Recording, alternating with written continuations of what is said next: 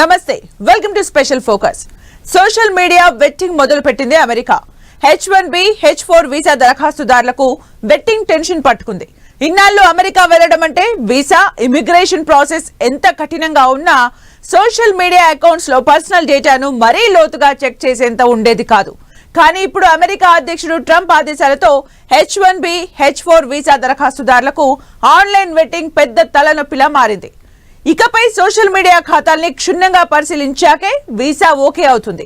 Trump తీసుకున్న ఈ vetting స్క్రూటీనీ నిర్ణయంతో విదేశాలకు వెళ్లే వారిపై ఎంత ఎఫెక్ట్ పడనుంది? మరీ ముఖ్యంగా భారతీయులపై ఈ ఎక్స్ట్రీమ్ వెట్టింగ్ ప్రభావం ఎంత? సోషల్ మీడియా వెట్టింగ్ మొదలు పెట్టిన అమెరికా H1B, H4 వీసా దరఖాస్తుదారులకు వెట్టింగ్ టెన్షన్. సోషల్ మీడియా ఖాతాల్ని క్షుణ్ణంగా పరిశీలించనున్న అమెరికా భారతీయులపై ఈ ఎక్స్ట్రీమ్ వెట్టింగ్ ప్రభావం ఎంత?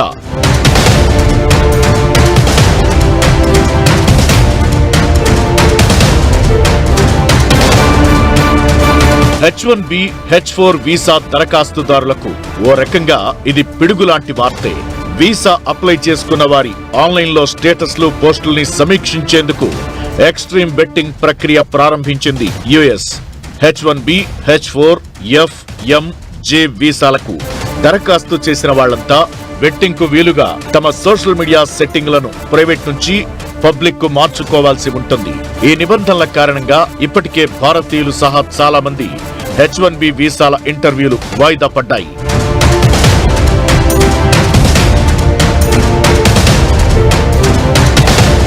ఇన్నాళ్లు అమెరికా వెళ్లడమంటే వీసా ఇమిగ్రేషన్ ప్రాసెస్ ఎంత కఠినంగా ఉన్నా సోషల్ మీడియా అకౌంట్స్ లో పర్సనల్ డేటాను మరీ లోతుగా చెక్ చేసేంత ఉండేది కాదు.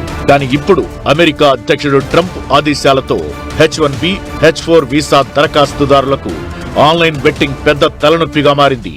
ఈ నిబంధనల కారణంగా ఇప్పటికే భారతీయులు సహా చాలా మంది H1B వీసాల ఇంటర్వ్యూలు వాయిదా పడ్డాయి. అమెరికాలోకి ప్రవేశించేవారు అమెరికన్లకు హాని చేయబోరని ఆ దేశం నమ్మాలి. వాళ్ల విశ్వసనీయత, సత్ప్రవర్తనను నిరూపించుకోవాలి. ఇదే ఈ ఎక్స్ట్రీమ్ వెట్టింగ్ కు కారణం. ఇక H1B, H4 వీసాలతో పాటు F, M, J వీసాలకు దరఖాస్తు చేసిన విద్యార్థులు, ఎక్స్చేంజ్ విజిటర్లు తమ సోషల్ మీడియా సెట్టింగ్స్ ను ప్రైవేట్ నుంచి పబ్లిక్ కు మార్చుకోవాల్సి ఉంటుంది. అప్పుడు వీసా దరఖాస్తుల్ని ఇమిగ్రేషన్ అధికారులు చాలా క్షుణ్ణంగా వెట్టింగ్ చేస్తారు. అంటే సోషల్ మీడియాలో దరఖాస్తుదారుడు ఎలాంటి పోస్టు పెట్టారు, దరఖాస్తుదారుని ప్రవర్తన ఎలా ఉంది, ఇలాంటివన్నీ అధికారులు చాలా లోతుగా స్క్రూటినీ చేస్తారు. ఏమైనా అనుమానం వస్తే వెంటనే వీసాను రిజెక్ట్ చేసే ఛాన్స్ ఇమిగ్రేషన్ అధికారులకు ఉంటుంది. సో ఇది ఇండియా ఇంట్రెస్ట్ లో పెట్టుకొని మొదలు పెట్టింది కదమ్మా. ఇది గ్లోబల్ ఇంట్రెస్ట్. గ్లోబల్ లో వాళ్ళకి ఏదైతే కొన్ని సోకాల్డ్ కంట్రీస్ ఉన్నాయో ఆ కంట్రీస్ లో నుంచి ఎక్కువ థ్రెట్ ఉందని అనుకుంటారో, ఎక్కడైతే వాళ్ళకు లాయాలిటీ ఉండదు అనుకుంటారో, ఎక్కడైతే నేషనల్ సెక్యూరిటీకి ఇబ్బంది అవుతుంది అనుకుంటారో ఆ కంట్రీల మీదనే ప్రైమరీ ఫోకస్ ఉంటుంది. ఇండియా అంటే that does not mean that India applicants background check చేయరని కాదు. కానీ మన వాళ్ళ దాంట్లో మెజారిటీ పీపుల్ అయితే ఇటువంటి ఈ థ్రెట్ కానివ్వండి, సెక్యూరిటీ వయలేషన్ కానీ, లా ఆఫ్ ద ల్యాండ్ ఇది వయలేషన్ కానీ పర్సంటేజ్ వైజ్ చూస్తే చాలా తక్కువ మంది ఉంటారమ్మా. దీనికి ప్యానిక్ కావాల్సిన అవసరం లేదు, దీనికి భయపడాల్సిన అవసరం లేదు. H1B, H4 వీసా దరఖాస్తుదారుల వెట్టింగ్ ను ప్రారంభించిన అమెరికా ముందు జాగ్రత్త చర్యల్లో భాగంగా భారీ ఎత్తున H1B, H4 వీసాల ప్రుడెన్షియల్ ని రద్దు చేసింది. వర్కింగ్ వీసాలు రద్దయినట్లు ప్రభావిత వీసాదారులకు కాన్సులేట్ నుంచి ఈమెయిల్స్ పంపుతున్నారు. వీసాదారుల చట్టబద్ధ నివాస అర్హతలో ఏదైనా సమస్య ఉందని ప్రభుత్వం అనుమానించిన సమయంలో విదేశాంగ శాఖ వివేకవంతంగా వీసా రద్దుపై నిర్ణయం తీసుకుంటుంది. దీన్నే ప్రుడెన్షియల్ వీసా రివోకేషన్ గా పిలుస్తారు. అయితే ఇలా తాత్కాలికంగా రద్దు చేసినప్పటికీ వీసాదారులు తమ గడువు పూర్తయ్యే వరకు అమెరికాలో నివాసం కొనసాగించొచ్చు. అయితే ఒక్కసారి అగ్రరాజ్యం నుంచి బయటకు వెళితే వీసా గడువు ఉన్నప్పటికీ మళ్లీ అమెరికాలోకి ప్రవేశించే అవకాశం ఉండదు. తాత్కాలిక రద్దు సమయంలో వీసాల స్టాంప్ చెల్లుబాటు కాదు. ప్రుడెన్షియల్ రద్దు అంటే శాశ్వత వీసా తిరస్కరణ కిందకు రాదు. ఈ ప్రుడెన్షియల్ వీసా రివోకేషన్ అనేది తాత్కాలిక వీసా రద్దు వీసాదారుల చట్టబద్ధ నివాస హక్కును ప్రభావితం చేయదు. కానీ నెక్స్ట్ వీసా అపాయింట్మెంట్ సమయంలో దీన్ని పరిగణలోకి తీసుకుని వారి దరఖాస్తుల్ని మరింత క్షుణ్ణంగా పరిశీలించే అవకాశం ఉంది. వెట్టింగ్ అంటే ఒక వ్యక్తి బ్యాక్గ్రౌండ్, విశ్వసనీయత, అర్హత గురించి క్షుణ్ణంగా పరిశీలించడం, వాళ్ళ క్యారెక్టర్ ను అనాలిసిస్ చేయడం. చాలా దేశాలు ఈ వెట్టింగ్ విధానాన్ని కఠినంగానే అమలు చేస్తున్నాయి.